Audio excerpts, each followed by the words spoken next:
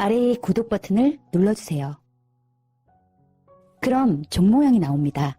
그 종 모양을 눌러주시면 신의 한 수의 새로운 영상들이 알림이 울립니다. 그리고 엄지척 좋아요 버튼을 눌러주세요. 여러분의 구독, 좋아요 버튼은 신의 한 수의 큰 힘이 됩니다. 댓글로 여러분의 많은 의견도 듣고 있습니다. 응원의 댓글도 부탁드립니다.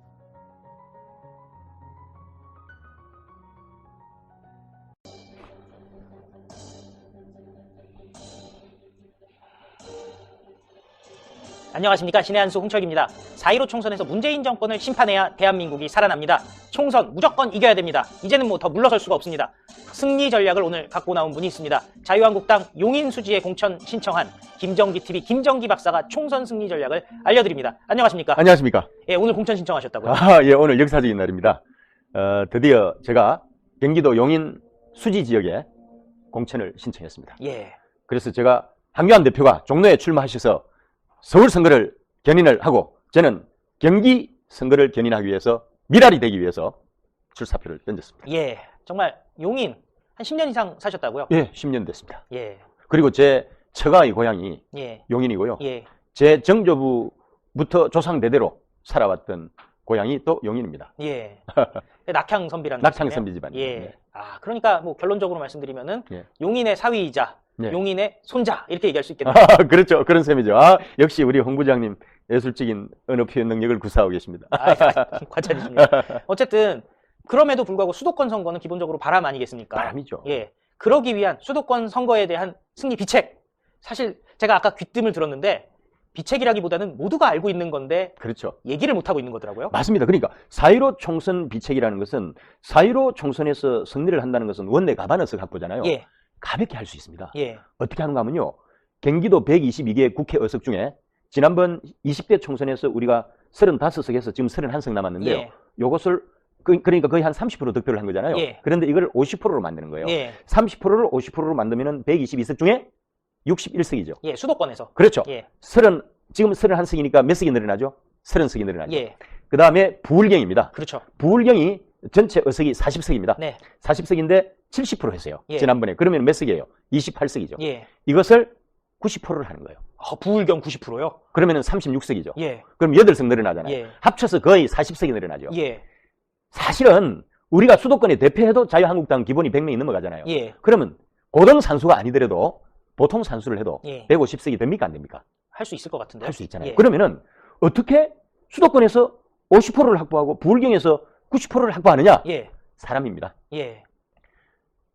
수도권 선거를 견인하는 것은 종로 선거예요. 아, 종로 선거. 종로 선거 결과가 수도권 선거 결과의 바로 밑입니다. 예. 성패는 물론이고 우리 당 후보가 종로에서 득표한 만큼 경기도 평균이 비슷하다니까요. 예. 수도권 평균이. 예. 그러니까 수도권에서 황교안 대표가 출마를 해가지고 소위 말해서 득표율을 올려서 네. 승리를 하게 되면은 경기도, 인천, 서울 선거는 뭐 끝난 거죠. 그런데 지금 황교안 대표가 종로 안 나올 것 같다라는 보도들이 계속 나오고 있잖아요. 그거는 정말 이 패배주의자적인 시각이라고 생각합니다. 황 대표께서는 그런 생각을 하시진 않겠지만은 최근에는 그랬잖아요. 아니 용산을 가야 된다, 뭐 영등포를 가야 된다, 양천을 가야 된다. 소위 있지도 않는 한강벨트 네. 안전지대를 찾아서 해야 되겠습니까? 안 되죠. 안 되잖아요. 예. 요 최근에는 용인 수지도 나왔습니다. 예. 이거는요 기본적으로 4.15 총선을 포기하겠다는 패자적인 발상이에요. 그런데 요 최근에 또 떠오른 카드가 뭔지 아세요? 어딜까요? 그거 그거 가지고 비웃음의 대상이 되니까 손수조, 문재인, 부산 사상구 선거 아시죠? 예. 그때 소년 다윗과 거인 골리앗의 싸움이었잖아요. 예. 이게 소위 말해서 물빼기 작전, 그렇죠. 김빼기 작전, 예. 힘빼기 작전이거든요. 예. 그래가지고 아무것도 없는 무스펙의 여성 청년 손수조를 공천을 했잖아요. 네. 그런데 현실적으로 차기 대권 주자인 문재인을 잡겠습니까? 못 잡는 거죠. 못 잡는 걸 떠나서요. 예. 그 당시는 완전히 패배를 해버리고 예. 문재인 자체가 그때 원내 진입을 해서 그렇죠. 그 이후에 얼마 안 대통령까지 오게 된 거 아니에요. 얼마 안 있어서 대통령 출마하면 했고 재수해가지고 된 거죠. 그런데 소년 다윗과 거인 골리앗의 싸움이 우연히 이루어진 게 아니에요. 무조건 나이가 어리고 소년이고 청년이라고 해서 시니어를 잡는 게 아니고요.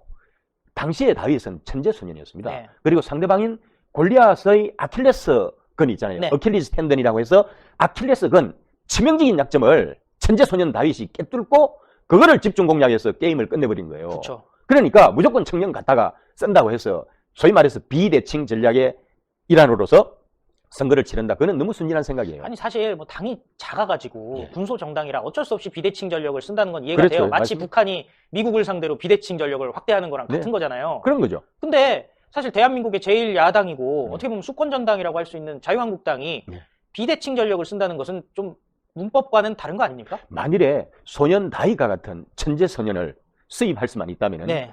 정말 비대칭 전력이 이 지금처럼 어려운 선거에서는 중요한 전략이죠. 네. 근데 황교안 대표 지지율 보니까요. 네. 이낙연이랑 비교해서 보니까 이낙연은 50%가 넘는데 황 네. 대표는 30%도 안 되잖아요. 아, 원래 여당 후보들은 한 5% 정도 마이너스를 해야 되고요. 예. 야권은 특히 샤이 보수들이기 때문에 5% 숨겨져 있어요. 예. 그래서 실제로 그거 빼고 나면 10% 줄어들잖아요. 예. 또 한 가지는 최장수 국무총리로서 이 현재 정권의 2인자잖아요. 네. 그리고 2인자 이미지를 가지고 대권 선호도 1위를 달렸기 때문에 사실 따끈따끈하잖아요. 그렇죠. 그래서 아직까지 여전히 거품이 있는 거예요. 예. 그런데 황교안하고 단일 전선을 형성해서 단일 대우가 굳어지면은 예. 그때는 거품이 다 빠져나가면 한 10% 정도 또 빠져나가고요. 마찬가지로 황교안 대표가 최종적인 결심을 종로로 하게 되면은 또 풍선 효과가 있어요. 그렇죠. 그럼 또 거기 한 10% 갖다 대면은 팽팽해진다니까요. 그래서 저는 황교안 대표께서 종로 출마하면은 반드시 승리할 거라고 생각합니다. 아, 승리한다니까요. 그렇죠. 황교안 대표 충분히 경쟁력 있는 분 아닙니까?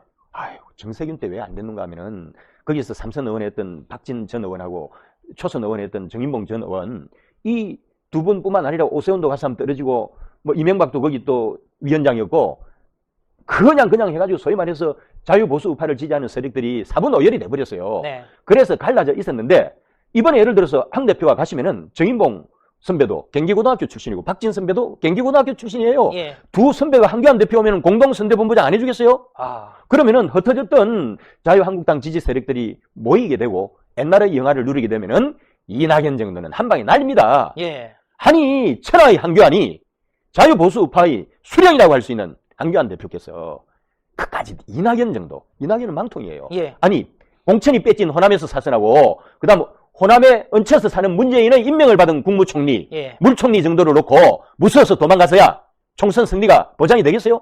그래서 수도권 승리를 견인을 하는 책임과 의무가 있고요. 또 한 가지 부울경이 남아있어요. 그렇죠. 부울경 같은 경우가 지금 40석입니다. 예.